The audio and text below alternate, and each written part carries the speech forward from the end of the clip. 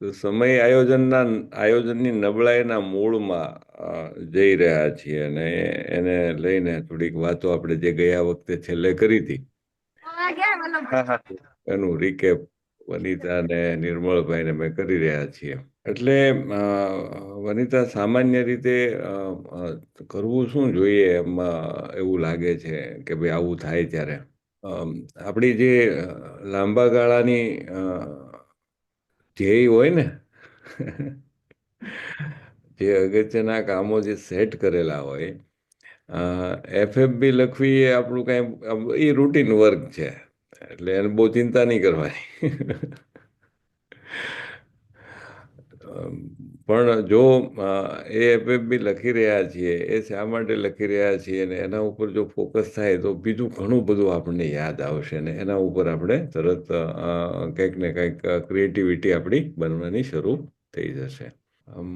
બીજું, આપણા personal life goal હોય ને એ પણ આપણા અગત્યના કામોની અંદર હોય. એટલે એ પૈકીના જે માનો કે ટાઈમ પ્રમાણે ગોઠવેલી બાબતો, તો એને પકડીને આપણે ચાલતું રહેવું જોઈએ. એટલે થોડુંક શું છે કે એક લિસ્ટ છે આપણી પાસે કે ભાઈ આટલી એટલી વસ્તુ આપણે નિયમિત કરી રહ્યા છીએ, તો એમાંથી અમુક વસ્તુ છૂટે છે તો એ પાછી તરત પકડી લઈએ તો શક્ય બને. Good morning sir. Good morning Rashmiben. તો રશ્મિ, આ સમય આયોજન ઉપર વાત કરીએ છીએ. તો આ અઠવાડિયાની અંદર માનો કે આપણે જે પ્લાન કર્યું હોય એ પ્રમાણે આપણે કામ કરી શક્યા કે કેમ, એમાં મુશ્કેલીઓ આવી હોય તો એ નબળાઈના કારણો શું હતા એ આપણે ડિસ્કસ કરવા છે. થોડુંક એકાબીજાને એલર્ટ આપે તો પણ કદાચ આપણે આપણી નબળાઈઓમાંથી બહાર નીકળી શકીએ, જે ટાઈમ મેનેજમેન્ટની નબળાઈઓ છે એને. બરાબર નિર્મળભાઈ? માનો કે તમે આપણે નિયમિત તમે વોક કરો છો પરેશભાઈ, હું પણ કરું છું, પણ મારું એમાંય અનિયમિત છે. એટલે મારે માટે સમસ્યા એ છે કે મારે એને મારા ટાઈમ મેનેજમેન્ટમાં કઈ રીતે ગોઠવવું. કારણ કે જો 5 વાગે હું ઉઠું છું એ તો ઉઠી જ જાઉં છું, પણ ઘણી વખત ઉઠીને મને પણ આળસ થાય છે કે આજે નથી જવું ચાલવા. આપણે પેઢી વાઇઝ થોડીક વાતો કરી હતી, બરાબર છે? કે પ્રથમ પેઢીના લોકોએ કઈ રીતે ટાઈમ મેનેજમેન્ટ કરતા હતા, બીજી પેઢીના લોકો કઈ રીતે કરે છે, અને હવે ત્રીજી પેઢીમાં અત્યારે આપણે જીવી રહ્યા છીએ એ સમયની અંદર ટાઈમ મેનેજમેન્ટ કેવું થાય છે. બરાબર? તો એના ઉપર કઈ વનિતા? સર, પ્રથમ પેઢી હતી ને, તો એ અગ્રિમતાના વિચારોને સ્થાન જ અગ્રિમતા મતલબ સેટ જ નથી કરતી. પછી આ બીજી પેઢી હતી, બીજી પેઢી મેનેજર્સ મનુષ્ય પરિસ્થિતિ પર થોડુંક વધુ નિયંત્રણ ધરાવતા હોય છે, સમય પત્રકો બનાવતા હોય છે, થોડાક જવાબદાર હતા એમ. બરાબર છે. અને ત્રીજી પેઢી છે ને, એ પ્રગતિશીલ છે, મૂલ્યો સ્પષ્ટ કરે છે, ધ્યેય નક્કી કરે છે, દરરોજ આયોજન કરે છે, અગ્રિમતા પ્રમાણે પ્રવૃત્તિ કરે છે. બરાબર. એટલે ટાઈમ મેનેજમેન્ટમાં આ જે જનરેશન વાઇઝ જે વાત છે ને, કે first generation, second generation, third generation, તો જ્યારે લોકો જે રીતે જીવતા હતા એ રીતે એનું ટાઈમ મેનેજમેન્ટ કરતા હતા. પરિસ્થિતિઓ બદલાય એટલે ટાઈમ મેનેજમેન્ટવાળા પાર્ટ પણ બદલાય, એવી મૂળ વાત અહીંયા છે. એટલે આજે આપણે માનો કે આજના સમયની અંદર જો આપણે આપણા ધ્યેયને, ગોલને સ્પષ્ટ કરી અને જો પ્લાનિંગ કરીએ છીએ અને એને આપણે ટાઈમ મેનેજમેન્ટની અંદર ગોઠવીએ તો વધારે સારા પરિણામો આપણે અત્યારે મેળવી શકીએ છીએ, એવું આમ સામાન્ય રીતે કહેવાનું થાય છે. તો થોડું પાછું વાંચવાનું શરૂ કરીએ અને આગળ તપાવીએ એવું કરું. બરાબર છે? તો પછી આદર્શ જીવન આયોજન ડાયરીના લક્ષણો, એટલે આપણે જે ડાયરી લખીએ છીએ ને એના લક્ષણો શું હોય છે, તો એને સમજીએ. આદર્શ જીવન આયોજન ડાયરીના લક્ષણો. ટાઈમ મેનેજમેન્ટના સોગટામાં બીજા લાંબા ગાળાના કમરાની પ્રવૃત્તિઓને આપણા જીવનના કેન્દ્ર રાખીને જીવવું હોય તો સિદ્ધાંત કેન્દ્રિત જીવન હોવું જોઈએ. અંગત મિશન નિવેદનની જાણ હોવી જોઈએ. મહત્વના અને તાકીદના ન હોય તેવા કાર્યો પર ધ્યાન અપાવવું જોઈએ અને ઉત્પાદન અને ઉત્પાદન ક્ષમતા વચ્ચે સંતુલન જળવાયું જોઈએ. ત્રીજા અને ચોથા કમરામાં ફસાયેલા મનુષ્યો માટે આવું કરવાનો પ્રયત્ન કરવો તે ભગીરથ કાર્ય છે, પણ આવો પ્રયત્ન આવા મનુષ્યોની અસરકારકતા વધારવા માટે ઘણી મદદ કરશે. તો આપણી પાસે કેવું સાધન હોવું જોઈએ જે આપણને આમ કરવામાં મદદરૂપ થાય? આવા સાધન આયોજન ડાયરી ના 6 લક્ષણો હોય તે જરૂરી છે. પેલું છે સુસંગતતા. સુસંગતતાનો અર્થ એ છે કે તમારી જીવન દ્રષ્ટિ અને તમારું મિશન, તમારી ભૂમિકાઓ અને તમારા ધ્યેય, તમારી અગ્રિમતાઓ અને તમારું આયોજન, તમારી ઈચ્છાઓ અને તમારી સ્વયં શિસ્ત, આ સૌ વચ્ચે સંવાદિતતા, એક્ય અને એકસૂત્રતા હોવી જોઈએ. તમારી ડાયરીમાં તમામ મિશન નિવેદન માટે જગ્યા હોવી જોઈએ, જેથી તમે વારંવાર તેનો અભ્યાસ કરી શકો અને તેના સંદર્ભ લઈ શકો. સાથે સાથે જ તમારી જુદી જુદી ભૂમિકાઓ અને લાંબા ટૂંકા ગાળાના ધ્યેય માટે પણ તેમાં જગ્યા હોવી જોઈએ. અને બીજું છે સંતુલન. આ ડાયરી તમને જીવનમાં સંતુલન સાધવા મદદ કરે તેવી હોવી જોઈએ. તમારી વિવિધ ભૂમિકાઓ સતત તમારી નજર સમક્ષ રહે, જેથી તમે તમારા જીવનમાં અત્યંત મહત્વના ક્ષેત્રો જેવા કે સ્વાસ્થ્ય, કુટુંબ, વ્યવસાયિક તૈયારીઓ કે સ્વયં વિકાસને અવગણો નહીં.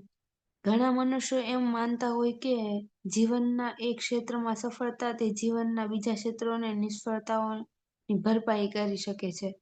પણ ખરેખર એવું શક્ય છે ખરું? થોડા સમય માટે કદાચ એમ થઈ શકે, પણ વ્યાવસાયિક સફળતા, તૂટેલા લગ્ન સંબંધો, ભાંગી પડેલા સ્વાસ્થ્ય વગેરે નુકસાનોના બદલો કેવી રીતે વાળી આપશે? જીવનની સાચી સફળતા માટે સંતુલનની જરૂર હોય છે, અને તમે જે ડાયરી વાપરો તે તમે એવું સંતુલન સાધવા અને જાળવવા મદદ કરે તે જરૂરી છે. ત્રીજું, લાંબા ગાળાની દ્રષ્ટિ. તમારી એવી ડાયરી જોઈએ જે તમને ટાઈમ મેનેજમેન્ટના સોફ્ટના બીજા કમરાની એટલે લાંબા ગાળાની પ્રવૃત્તિઓમાં જ વધુ ને વધુ સમય પસાર કરવા પ્રોત્સાહિત કરે, જેથી તમે કટોકટીને જ અગ્રિમતા આપ્યા કર્યાની જગ્યાએ નિવારણના અને વિકાસલક્ષી કાર્યોમાં વધુ પ્રવૃત્ત રહી શકો. આમ કરવાનો સારામાં સારો રસ્તો એ જીવનનું આયોજન દૈનિક ધોરણે નહીં, પણ અઠવાડિક ધોરણે કરવામાં છે.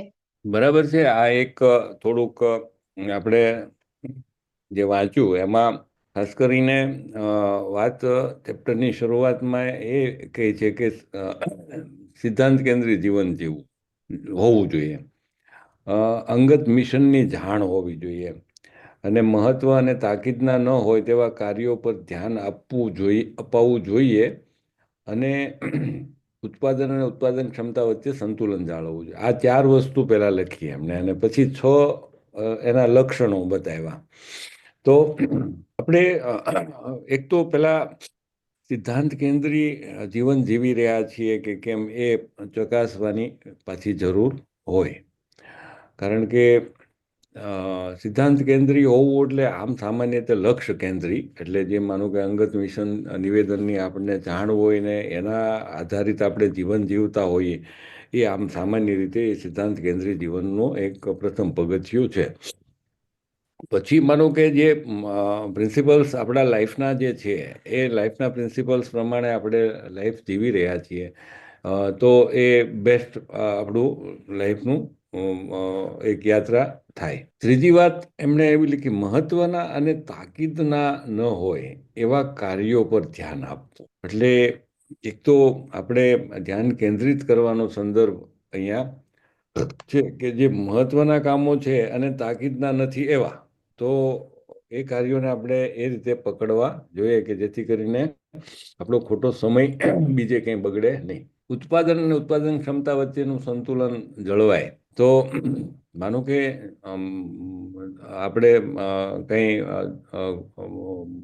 કોઈ કારખાનું હોય તો એ કારખાનાની અંદર આપણે એવું સમજીએ કે કંઈ બનાવી રહ્યા છીએ, પેન બનાવી રહ્યા છીએ કે પેન્સિલ બનાવી રહ્યા છીએ, તો એને આપણે એવું સમજી શકીએ કે ભાઈ એક ઉત્પાદન થઈ રહ્યું છે અને એ બનાવવા માટેની ક્ષમતા અને ઉત્પાદન ક્ષમતા કહી શકાય. પણ આપણે કોઈ કારખાનું ચલાવતા નથી અથવા તો એવું કંઈ નથી કરતા, માત્ર સેવા પ્રકારના વ્યવસાય સાથે જોડાયેલા હોઈએ અને એની સાથે સાથે માનો કે આપણું જીવન જીવી રહ્યા છીએ, એમાં પણ કાંઈ એવું ઉત્પાદન ન હોય, પણ છતાં આપણે એને એક પ્રોડક્ટિવિટીના પાર્ટ તરીકે જોઈ તો શકીએ જ ને. બરાબર છે. એટલે અમે છે ને કૈલાસબેન, ગયા વખતે આપણે ત્રણેય જનરેશનની ટાઈમ મેનેજમેન્ટની સિસ્ટમ વાંચી હતી ને, તો એના ઉપર ડિસ્કસ કર્યું હતું. એટલે અત્યારે રિકેપમાં પણ એ લીધું કે ભાઈ ફર્સ્ટ જનરેશન જે છે એ થોડુંક માનો કે મેન્યુઅલી ટાઈમ મેનેજમેન્ટ એની અનુકૂળતા મુજબ કરતું હતું. બીજું એ પ્રમાણે જેટલું વિકસિત બન્યું એ પ્રમાણે આ ટાઈમ મેનેજમેન્ટ કર્યું હતું. થર્ડ જનરેશનની અંદર સાધારણ રીતે લોકો પોતાના લક્ષ્ય કેન્દ્રી પ્લાનિંગ કરી રહ્યા છે એવું સામાન્ય રીતે, અને લક્ષ્યને સમજી રહ્યા છે એવું અત્યારે થર્ડ જનરેશનની અંદર ટાઈમ મેનેજમેન્ટની અંદર એક નવા ફોર્મેટ સાથે લોકો કામ કરી રહ્યા છે. તો એની અંદર માનો કે એ આપણે ટાઈમ મેનેજમેન્ટ કરતા હોય ને કાંઈ લખતા હોય તો એ પ્રકારની જે ડાયરી છે એના લક્ષણો શું હોય ને એ વાંચ્યા હમણાં વનિતાબેને, તમે જોડાયા પહેલાં. તો એની અંદર લક્ષણોની અંદર સુસંગતતા અને સંતુલન અને લાંબા ગાળાની દ્રષ્ટિ 3 લક્ષણો વાંચ્યા. એટલે એ સુસંગતતા એવી કે માનો કે અસ્તવ્યસ્ત હોય એને સરખું કરવું સુસંગતતા. નિર્મળભાઈ, બરાબર. એટલે એ શું કહે છે કે તમારી જે અગ્રિમતાઓ, જે પ્રાથમિકતાઓ આપણી જે છે અને આપણું આયોજન છે એની અંદર એ બરાબર રીતે જે વસ્તુ છે પ્રાથમિકતાઓ એ આયોજનમાં દેખાવી જોઈએ. એવું કહે છે કે એની અંદર એક સૂત્રતા હોય. પછી બીજી વાત એ છે કે ડાયરીની અંદર મિશન નિવેદન માટે જગ્યા હોય. બરાબર. આપણું જે અંગત મિશન નિવેદન છે એ ક્યાંક ડાયરીની અંદર રિફ્લેક્ટ થતું હોય. બરાબર. તમારી જુદી જુદી ભૂમિકાઓ અને લાંબા ટૂંકા ગાળાના ધ્યેય માટે પણ જગ્યા હોય. એટલે આજે માનો કે ડાયરીની અંદર આપણે સામાન્ય રીતે એક ઉદાહરણ લઈએ કે ભાઈ વનિતા છે એ માનો કે ફાર્મર ફિલ્ડ બુક ભરતી હતી. એ આમ માનો કે ટૂંકા ગાળાનું પ્લાનિંગ કહેવાય. પણ માનો કે એ વસ્તુ જે છે એ શું કામ કરી રહ્યા છીએ, તો કે ખેડૂતોની જે આવક છે એ આપણને વર્ષાંતે ખબર પડે કે એણે કેટલી આવક મેળવી અને કેટલો ખર્ચ કર્યો. હવે આગલા 3 વર્ષના કે એના પ્લાન કરી, આગલા 3 વર્ષના વિશ્લેષણ કરી અને એવું લાગે કે ભાઈ આ ખેડૂતની આવક લગાતાર ઘટતી જાય છે, તો આપણું લાંબા ગાળાનું જે પ્લાન શું હોઈ શકે કે એની આવક વધે એ માટે આપણે શું આયોજન કરવાનું છે. એટલે એના ઉપર આપણી ડાયરીની અંદર એ વસ્તુ ક્યાંય સમાવેશ છે કે કેમ આજના કામમાં. એક તો ટૂંકા ગાળાનું કામ ડાયરી લખીએ છીએ, લાંબા ગાળાનું કામ છે કે એની આવકમાં વધારો થઈ શકે એવી કોઈ પ્રોસેસ આપણે કાંઈ કરી રહ્યા છીએ. બરાબર. તો આ બે વસ્તુને નિર્મળભાઈ આપણે જો આપણી ડાયરીમાં સમાવેશ કરીએ તો એ સુસંગતતા છે. એમ માત્ર ટાઈમ મેનેજમેન્ટના પાર્ટ તરીકે એમ લખ્યું કે ભાઈ અડધો કલાકમાં ડાયરી લખી લેવી અને અડધો કલાકમાં વનિતાએ ડાયરી લખી લીધી એટલે ઓકે, આજના ટાઈમ મેનેજમેન્ટ વાળો પાર્ટ પૂરો. એમ નહીં, એને એલાઇન કરવાની વાત છે કે ભાઈ એ શા માટે આપણે લાંબા ગાળાના ધ્યેય સાથે એ ટૂંકા ગાળાની જે પ્રવૃત્તિઓ છે ને એને કેમ આપણે કરી રહ્યા છીએ. હવે સંતુલનની વાત છે.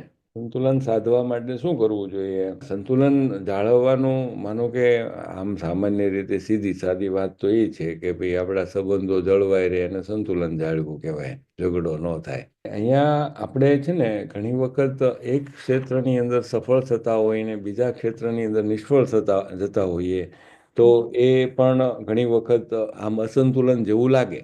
પણ સીધું તરત જ આપણને એમ લાગે કે ભાઈ હાલો આ કામ નથી થયું એને બદલે આ કામ બહુ સરસ થયું. આપણા ટાઈમ મેનેજમેન્ટની અંદર ક્યાંક માનો કે આ રીતની ગડબડ થાય તો એટલે આપણે એ સંતુલન કરી શકીએ. પણ જે બરાબર નથી થયું એટલું જ હોય તો એ સંતુલન નથી, પણ એની સામે બીજું કંઈક બરાબર સારું થયું તો એ થોડુંક આપણું ટાઈમ મેનેજમેન્ટનું સંતુલન ગણી શકીએ આપણે. અથવા તો ડાયરીની અંદર તમે આજના કામ માટે કાંઈ લખ્યું છે તો એની અંદર આપણે સંતુલન જોઈ શકીએ.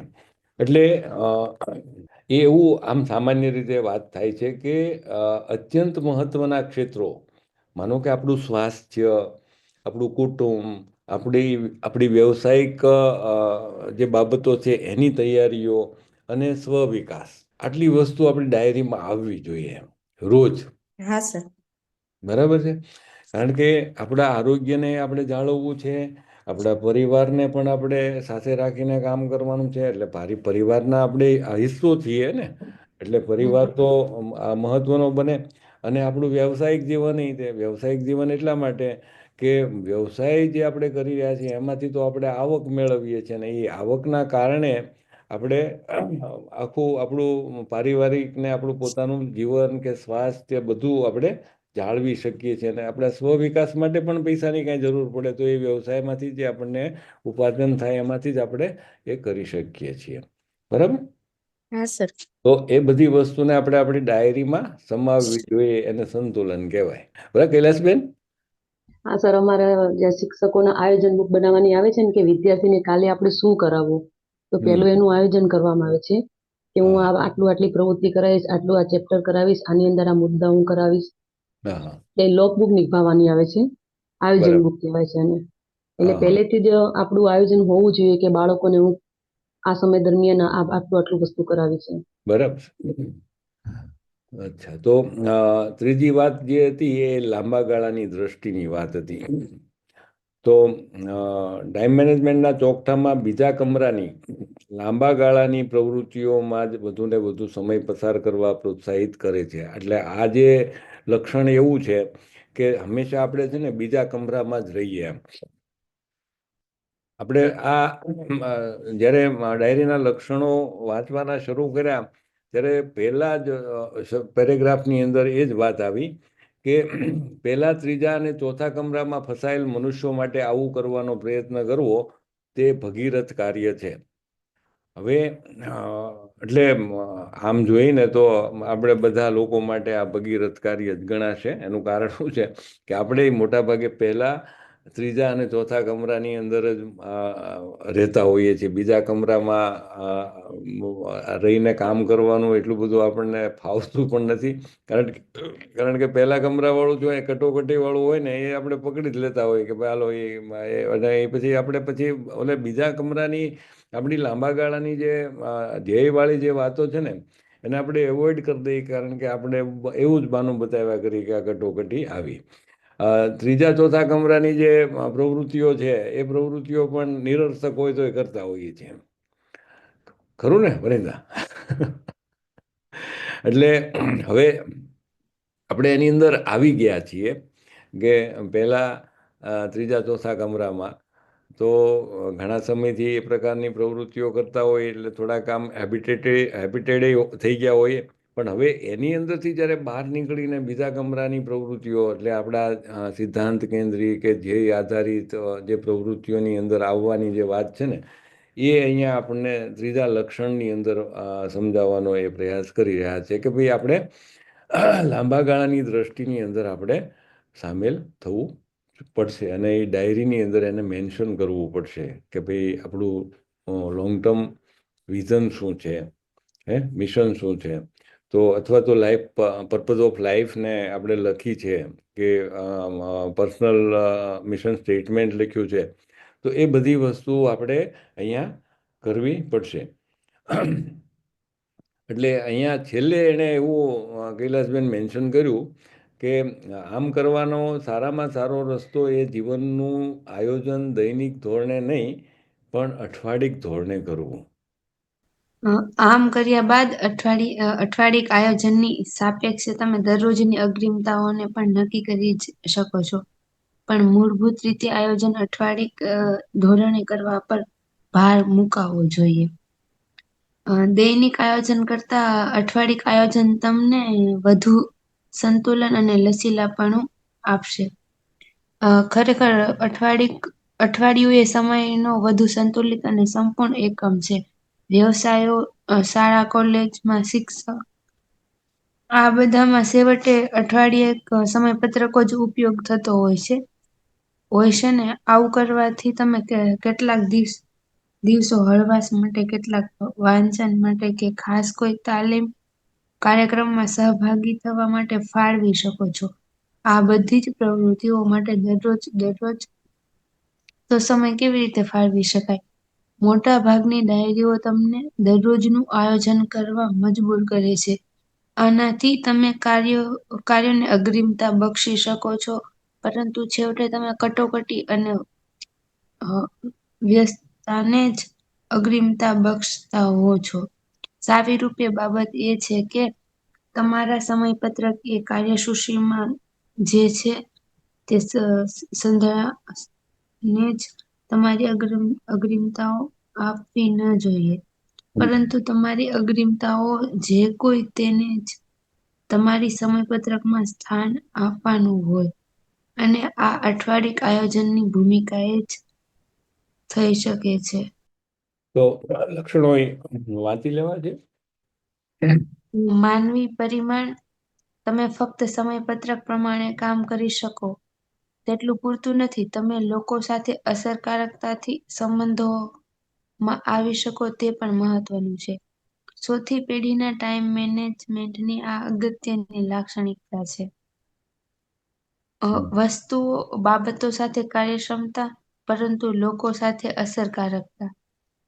તમારી પાસે એવી ડાયરી હોવી જોઈએ જે તમને આ મૂલ્યને દરરોજના જીવનમાં વણી લેવા સહાય કરે. પાંચમું, લચીલાપણું. તમારી ડાયરી તમારી ગુલામ હોવી જોઈએ, તમારી માલિક નહીં. તમારી કાર્યશૈલી તમારી જરૂરિયાતોને ધ્યાનમાં રાખીને તેની યોજના થયેલી હોવી જોઈએ. જરૂર પડે તમારા સમયપત્રકમાં તમે એવા ફેરફારો કરી જ શકો છો જેથી મૂળ આયોજન કરતા તમારા ધ્યેયને લઈને તમારી અસરકારકતા ઉપરથી વધે. આપણું આયોજન એ આપણી ઉત્પાદકતા માટેનો મૂળભૂત નકશો છે. ત્યાર પછી પરિસ્થિતિમાં પરિવર્તન આવે તો આપણે આપણી સમગ્ર ઉત્પાદકતા વધે તે માટે અવસર તરીકે જ તેને સમજવાની કોશિશ કરીએ તો આપણે હંમેશા આપણા આયોજનને આનંદપૂર્વક બદલી શકીશું. જીવન પ્રત્યે આ અભિગમનો મહાવરો ખૂબ જ મહત્વનો છે. તે સૌ સફળ મનુષ્યો જાણતા હોય છે. હંમેશનું સાથી. આ સાધન તમે મોટા ભાગના સમયે જ્યાં ધારો ત્યાં સાથે લઈ શકો તેવું હોવું જોઈએ. તમને બસમાં કે ટ્રેનમાં મુસાફરી કરતી વખતે તમારા મિશન નિવેદનને જોઈ તેના વિશે વિચાર કરવાનું મન થાય તેમ બની શકે. તમે કશાકનું આયોજન કરશું હોય, તેમાં કોઈ નવા અવસર મળતા હોય તો તે ઝડપી તમે આયોજનની અસરકારકતા વધારવા માંગો તેમ બની શકે. તમારું આ સાધન તમે બધી જગ્યાએ સાથે લઈ જઈ શકો તેવું હોય તો જ તમે આવી મોકળાશથી તમારા જીવનનું ક્ષણે ક્ષણે તમને મરજી પડીએ ત્યારે તેનું ઘડતર કરી શકો. જેથી તમે સમજી શકશો કે મોટા કમ્પ્યુટરોનો આવા સાધન તરીકે ઉપયોગ કરવો તમને અનુકૂળ નહીં પડે. કદાચ ઇલેક્ટ્રોનિક નોટબુક પર આયોજન કરવાથી આ તકલીફ ન રહે, છતાં આપણા દેશમાં હજુ મોટા ભાગના મનુષ્યોને તે પરવડે તેમ નથી. પરંતુ તમને એક એવા સાધનની કે પદ્ધતિની જરૂર તો પડશે જ જે તમને લાંબા ગાળાના કમરાઓમાં લઈ જવા માટે મદદ કરે. સરસ. તો આ માનવીય પરિમાણની વાત થઈ. તમને આ મૂલ્યને દરરોજના જીવનમાં વણી લેવા સહાય કરે કે એ ડાયરી, તો એ એક માનવીય પરિમાણ આપણને પ્રાપ્ત થાય છે. લચીલાપન જે છે એ પણ એવું છે કે ભાઈ માનો કે એક લચીલાપન આમ સામાન્ય રીતે એને કહી કે કૈલાસબેન કે આપણે પરિવર્તિત થઈ શકીએ છીએ અથવા તો એડજસ્ટ થઈ શકીએ છીએ, તો એ બધું કદાચ માનો કે આ ડાયરીના કારણે આપણને માટે પ્રાપ્ત થાય છે. અને હંમેશના સાથીવાળી જે વાત છે એમાં હું સમજુ છું ત્યાં સુધી આપણે ડાયરી સાથે રાખતા હતા. અત્યાર સુધી ડાયરી અને પેન બે વસ્તુ તો આપણી પાસે હોય જ તે, એટલે બેગની અંદર હોય અથવા તો માનો કે પોકેટ ડાયરી હોય તો પોકેટની અંદર પેન અને ડાયરી હોય, જે લોકોને જે અનુકૂળ હોય એ પ્રમાણે અત્યાર સુધી કરતા આવતા હતા. એટલે અહીંયા હંમેશના સાથીમાં એવું કહે છે કે તમે માનો કે કોમ્પ્યુટરની અંદર પ્લાનિંગ કર્યું છે પણ કોમ્પ્યુટર સાથે કદાચ વારે વારે દર વખતે સાથે ન હોય અથવા તો એ પોસાય પણ નહીં સાથે ફેરવવું, તો માનો કે હવેના સમયમાં આ બધા જે લક્ષણો છે એ બધા પોતપોતાની રીતે કંઈક ને કંઈક ગોઠવતા જાય છે. મોટા ભાગે હવે તો વનિતા આપણે મોબાઈલથી પણ આ બધું કરી શકીએ છીએ અને મોબાઈલ આપણી સાથે જ હોય છે. તો મોબાઈલની અંદર આપણી ગૂગલ શીટ આપણે આરામથી ખોલી શકીએ. માનો કે ડે ટુ ડે થયેલા કાર્યની નોંધ આપણે નોટ્સમાં કરી શકીએ. એટલે જરૂર નથી કે નોટબુક કે ડાયરી કે પેન સાથે હોય. જો ધીરે ધીરે ડિજિટલી ટેવ પડી જાય છે તો એ વધારે સારું છે, કારણ કે એક વસ્તુ તો આપણે સાથે રાખવાના જ છીએ, મોબાઈલને તો આપણે છોડવાના નથી. તો મોબાઈલમાં જો એક વખત પ્રેક્ટિસ થઈ ગઈ તો આપણે પછી ડાયરી સાચવવાની જરૂર નહીં પડે.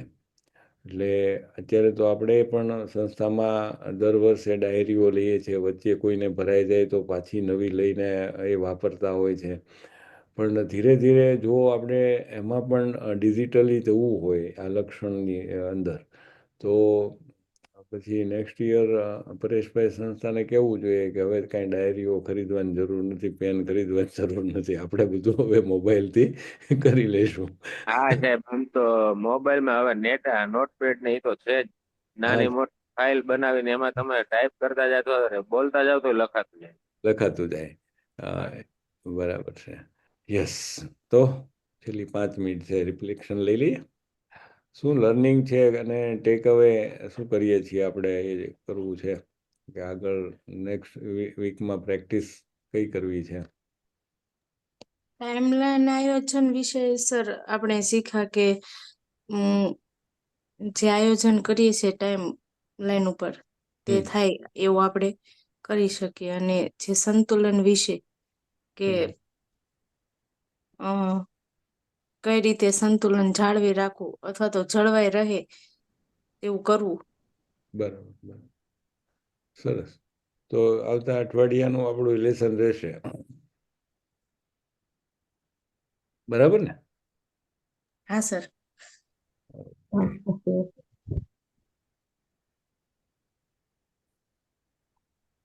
બરાબર છે.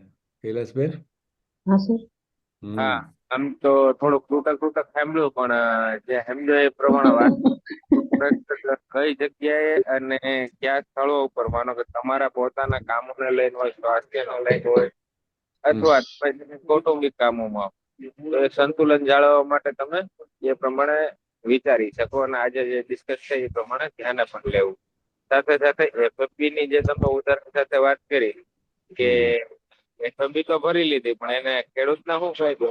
લાંબા ગાળાનું 3 વર્ષનું આયોજન અથવા એને કઈ એનાલિટિક્સ કરી ડેટા આપ્યા કે નહીં, બાબતોને લઈને જો તમે ખરેખર ધ્યાને લઈને ખેડૂતને મૂકો કે આવક જાવકમાં શું ફેરફાર છે, તમને શું ફાયદો છે, નુકસાન નહીં, તો એ બાબતોને લઈને જો મૂકો છો તો ખરેખર આંકડાની સાથે તમે એને કંઈક પ્રૂવ કરી આપો છો કે નહીં, ખરેખર તમારે આ સુધારની જરૂર છે.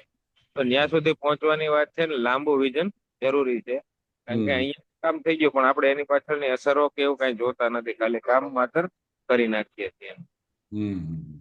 સાચી વાત છે. આમ તો સર બધું મેનેજમેન્ટ કરવું, બધું પ્લાનિંગ કરવું બહુ અઘરું રહે છે, પણ છતાં જો મારો આજનો જ અનુભવ કહી દઉં છું કે મારે કાલે મેં મેસેજ જોયો વનિતાબેનનો કે કાલે બધાએ મિટિંગમાં જોડાવાનું. હું ઓકે ના આપી શકી, કેમ કે મારે 7, 7:30 તો મારે નીકળી જવાનું હોય ટિફિન લઈ. એટલે મેં કીધું મેસેજ તો મેં જોયો છે પણ હું રિપ્લાય નથી આપી શકતી, કે હું શ્યોર નથી કે હું સવારે મારું પ્લાનિંગ જ નહોતું, કેમ કે કોઈ મેનેજમેન્ટ જ નથી કે કદાચ ના ઉઠાણું તો એલાર્મ ના વાગે તો કદાચ, એટલે તોય પછી તો ઉઠી તો ગઈ, કપડાં ધોયા, બધું જ કામ કર્યું, ટિફિન બધું પૂરું કરી દીધું, પણ છતાં એમ થયું કે નહીં, અડધો કલાક હજુ બાકી છે તો ચલો જોઈન થઈ જવું. ના ના, મજા છે, એ જ મજા છે એ વાતની કે ભાઈ માનો કે જેટલું પણ છે એટલું આપણે શેર કરીએ અને સમજીએ, એમાં કઈ વાંધો નહીં. Okay okay, thank you. Thank you sir. Thank you sir.